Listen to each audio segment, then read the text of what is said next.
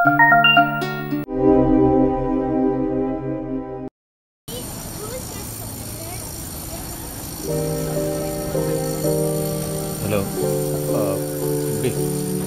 भन्नु तिमीसँग एउटा जरुरी कुरा गर्नु छ। के कुरा हो र त्यस्तो फोनमा भन्नुपर्ने? भरे घर आएर कुरा गर्दा हुन्न र? हैन, फोनमै गर्नुपर्ने कुरा हो कि। मेरो हातै खाली यो छैन। कुरा मैले तिमीलाई फेस टु फेस भन्न सकिनँ। आज म घर पनि हैन, के भन्न खोजेको?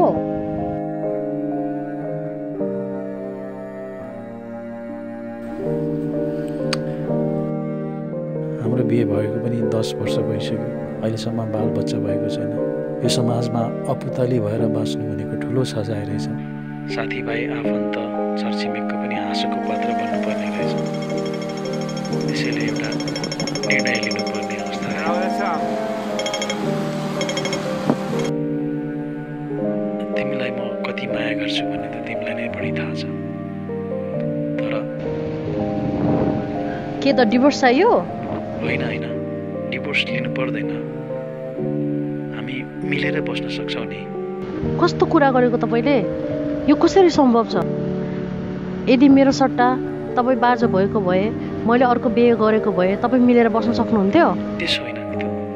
मेरो भावनालाई बुझ्ने तपाईँ लोग्ने कोसिस गर। मान्छेहरू यस्तै हो, स्वार्थी। ठिकै छ, तपाईँलाई डिभोर्स चाहिएको होइन, म दिन्छु। ठिकै छ, तपाईँ आफू खुसी गर्नु। मेरो कारणले गर्दा तपाईँ समाज नसुहाउँदो भयो होइन? तपाईँ जे गर्नु, जोसँग बिहा गर्नु, समाज लायकको भएर बस्नु सुहाउँदो भयो। त्यसो होइन। I am police. I need to check you. What's the matter? You didn't pay money in supermarket. Please cooperate to me. I am police. You come this way. I check your ID. Give me your purse and phone. Why? I need to check.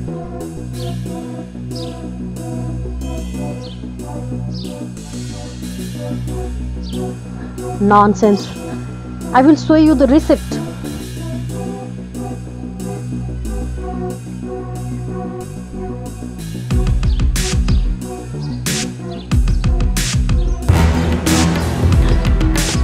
Hey, what are you doing? Leave me. Leave me. Let me go. Leave me. Hey, what are you doing?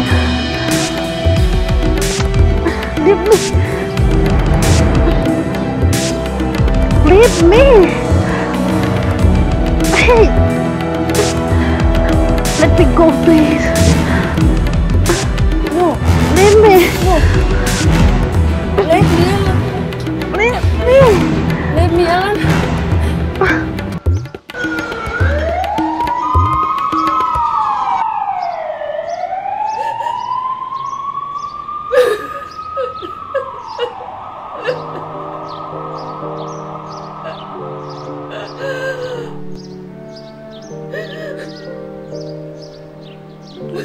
Nitu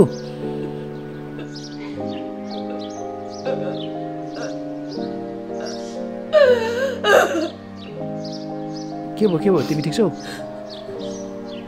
I am very sorry. उठ I'm sorry. त्यो बदमासलाई पुलिसले समात्छ। मैले पुलिसलाई report गरेछु। जाउँ हामी। Please नरौ। Divorce चाहिने मान्छे किन आउनु पर्यो? अघि मैले भनेको कुराहरू सबै बिर्सिदेऊ है प्लिज। घर आउन भनेको होइन, जाऊ। I am very sorry. अघि मैले भनेको कुराहरू प्रति म लज्जित छु। मलाई माफ गरिदेऊ। यो कुराहरू नगरौँ न प्लिज है। I am very sorry. हाम्रो जीवनमा अनेकौँ सोचका आधी बेरी आउने रहेछन्।